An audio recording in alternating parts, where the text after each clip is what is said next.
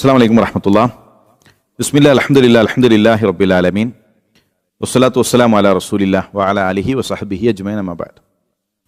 1998 ജനുവരി മാസം കാനഡയിലെ ഒരു സ്കൂളിൽ 1-ാം ക്ലാസ്സിൽ ബെഞ്ചിലിരുന്നു കൊണ്ട് പഠിക്കുന്ന കൊച്ചു റയാൻ ടീച്ചർ മനോഹരമായി കുട്ടികളോട് സംസാരിച്ചു കൊണ്ടിരിക്കുന്നു. കുട്ടികളെല്ലാവരും ആ സംസാരം കേട്ടുകൊണ്ടിരിക്കുകയാണ്. അതിനിടയിൽ ടീച്ചർ പറഞ്ഞു, നിങ്ങളുടെ കൈകളിലുള്ള 1 സെന്റ് നാണയം നിങ്ങൾ മാറ്റിവെച്ചാൽ ഒരു പാവപ്പെട്ട കുട്ടിക്ക് അതുകൊണ്ട് പെൻസിൽ വാങ്ങാം. ഒരു 25 സെന്റ് നാണയം നിങ്ങൾ മാറ്റിവെച്ചാൽ 175 വൈറ്റമിൻ ഗുളികകൾ പാവങ്ങളായ കുട്ടികൾക്ക് നമുക്ക് നൽകാൻ കഴിയും.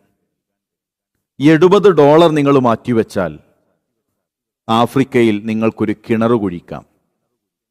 സ്നേഹത്തോടുകൂടെ ആ ടീച്ചർ തുടർന്നു, കുട്ടികളെ, നിങ്ങൾക്കറിയുമോ, ഇന്ന് ലോകത്ത് ഏറ്റവും വലിയ പ്രതിസന്ധി എന്നുള്ളത് കുടിവെള്ളമില്ലാത്തതാണ്. കുടിവെള്ളമില്ലാതെ പ്രയാസപ്പെടുന്ന അനേകായിരം മനുഷ്യരുണ്ട്. ടീച്ചർ ആ ചിത്രങ്ങൾ കാണിച്ചു കൊടുത്തു. ആഫ്രിക്കയിലെ മെലിഞ്ഞൊട്ടിയ കറുകറുത്ത മനുഷ്യരുടെ ചിത്രങ്ങൾ. അവരുടെ ഉന്തിയ കണ്ണുകളും ഒട്ടിയ വയറും കൈകളിൽ കക്ഷങ്ങളിൽ ചെറിയ മക്കളെയും പിടിച്ച് വരണ്ട മണ്ണിലൂടെ നടന്നു നീങ്ങുന്ന അനേകായിരങ്ങളുടെ ചിത്രങ്ങൾ 1-ാം ക്ലാസ്സിലെ ബെഞ്ചിലിരുന്ന് കൊച്ചു റയാൻ ഹൃദയങ്ങൾ കൊണ്ടാണ് കണ്ടത്. ടീച്ചർ ഒരു വാക്കുകൂടെ ചേർത്തു വച്ചു, നിങ്ങളൊക്കെ വലിയവരാകുമ്പോൾ എന്തെങ്കിലുമൊക്കെ ഒന്ന് ഇവർക്ക് വേണ്ടി ചെയ്തു വെക്കണം. അവൻ ആലോചിക്കുകയായിരുന്നു, 2 നില കെട്ടിടത്തിൽ കഴിയുന്ന തൻ്റെ വീട്ടിൽ എത്രമാത്രം വെള്ളമാണ് അനാവശ്യമായി ചിലവഴിക്കുന്നത്. ടാപ്പ് തുറന്ന് ഒരുപാട് വെള്ളം ആവശ്യത്തിനും അനാവശ്യത്തിനും ചിലവഴിക്കുന്നു. വീട്ടിലെ ചെറിയ അംഗങ്ങൾക്ക് പോലും കുളിക്കുന്നതിന് വേണ്ടി പ്രത്യേകമായി തയ്യാറാക്കിയ സ്വിമ്മിംഗ് പൂൾ, എല്ലാ സൗകര്യങ്ങളും തൻ്റെ വീട്ടിലുണ്ട്. ജോലി കഴിഞ്ഞ് വീട്ടിലേക്ക് തിരിച്ചെത്തിയ അച്ഛനോടും അമ്മയോടും ആദ്യം അവൻ ചോദിച്ചത്, എനിക്ക് ഒരു $70 നിങ്ങൾ നൽകണം. അവരാ ചോദ്യം കാര്യമായി കണ്ടിട്ടില്ല. കാരണം $70 വലിപ്പം മനസ്സിലാകാൻ മാത്രം ആ കുട്ടി വളർന്നിട്ടില്ല. അവർ പുഞ്ചിരിച്ചുകൊണ്ട് ആ ചോദ്യം കേട്ട് അവർ റൂമിലേക്ക് പോയി. വീണ്ടും ഭക്ഷണം കഴിക്കാൻ ഒന്നിച്ചിരിക്കുമ്പോൾ രണ്ടാമതും അവൻ ചോദിച്ചു, അച്ഛാ, അമ്മ, എനിക്കൊരു $70 നിങ്ങൾ നൽകണം. രണ്ടാമത്തെ തവണയും ആ ചോദ്യം കേട്ടപ്പോൾ ആ ചോദ്യം ഒരല്പം കനത്തിലാണ് എന്നവർ തിരിച്ചറിഞ്ഞു. എന്തിനാണ് മോന് $70 എന്ന് ചോദിച്ചപ്പോൾ കൊച്ചു റയാന്റെ മറുപടി, എനിക്ക് ആഫ്രിക്കയിൽ ഒരു കിണർ കുഴിക്കണം. തൊട്ടടുത്ത ദിവസം പ്രഭാതത്തിൽ ആദ്യത്തെ റയാന്റെ ചോദ്യം, എനിക്ക് ഒരു $70 നൽകണം. അവര് ആ കുട്ടിയെ കൈകാര്യം ചെയ്യാൻ, കുട്ടിയുടെ മാനസികാവസ്ഥ തിരിച്ചറിഞ്ഞുകൊണ്ട് തന്നെ മനോഹരമായ ഒരു വിദ്യയാണ് കണ്ടെത്തിയത്. ശരി, നീ വീട്ടിലെ ജോലികൾ ചെയ്യ്, ഓരോ ജോലി ചെയ്യുമ്പോൾ ചെറിയ നാണയങ്ങൾ ഞങ്ങൾ നൽകാം. ഒരു 2 ആഴ്ച കഴിയുമ്പോൾ 3 ആഴ്ച കഴിയുമ്പോൾ അവൻ പിന്മാറും എന്നതാണ് അവർ കരുതി വെച്ചത്. അവൻ തയ്യാറായിരുന്നു.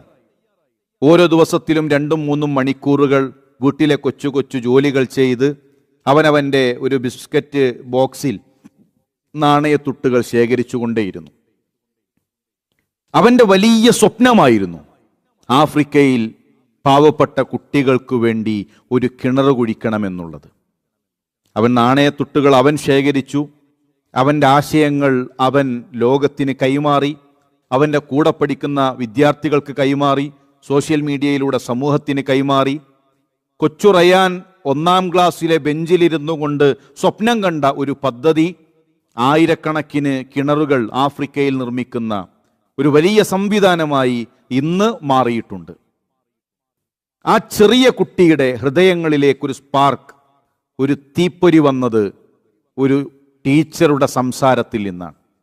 1-ാം ക്ലാസ്സിലെ ഒരു ടീച്ചർ നൽകിയ ഒരു ചെറിയ ഉപദേശം, ചെറിയ ഒരു നിർദ്ദേശം ലോകത്തൊരു വലിയ വിപ്ലവമായി, ലോകത്ത് ഒരുപാട് പാവങ്ങൾക്ക് ഒരു തണൽമരമായി മാറുവാൻ സാധിച്ചുവെങ്കിൽ നമ്മുടെ മുന്നിലിരിക്കുന്ന 5 വയസ്സുകാരൻ, 6 വയസ്സുകാരൻ, 7 വയസ്സുകാരൻ, KG പ്രായം മുതൽ പിന്നെ 7-ാം ക്ലാസ് വരെയുള്ള ആ ചെറിയ പ്രായത്തിലുള്ള നമ്മുടെ മക്കൾ, അവരുടെ പ്രായത്തെ ഏറ്റവും നല്ല രൂപത്തിൽ ഉപയോഗപ്പെടുത്താൻ നമുക്ക് സാധിക്കണം.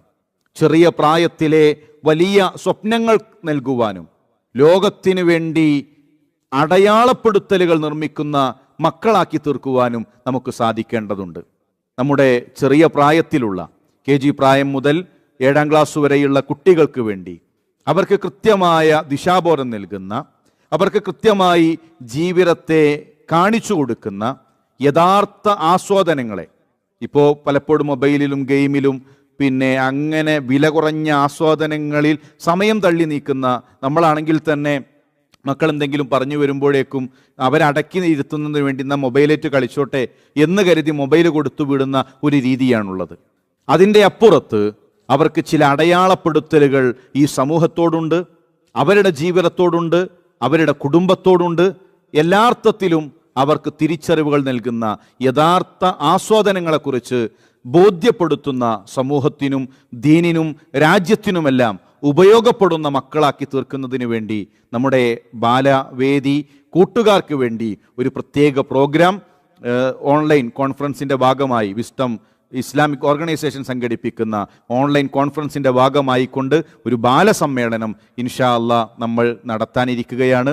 25-ാം തീയതി വെള്ളിയാഴ്ച കൃത്യം 7 മണിക്ക്, വൈകുന്നേരം 7 മണിക്ക് നമുക്ക് യൂട്യൂബ് ചാനലിൽ വിസ്ഡം ഗ്ലോബൽ TVയിൽ അതുപോലെ തന്നെ വിസ്ഡം സ്റ്റുഡൻസിൻ്റെ ഫേസ്ബുക്ക് പേജിലും നമുക്കത് കേൾക്കാൻ കഴിയും. നമ്മുടെ പരിചയത്തിലുള്ള കൊച്ചു കൂട്ടുകാരെ ഈ വാർത്ത അറിയിക്കുവാനും അവരെ ആ ഒരു സമയത്ത് കേൾപ്പിക്കുവാനുമുള്ള ശ്രദ്ധ നമ്മുടെ ഭാഗത്തു നിന്നുണ്ടാകണമെന്ന് ഓർമ്മപ്പെടുത്തുകയാണ്.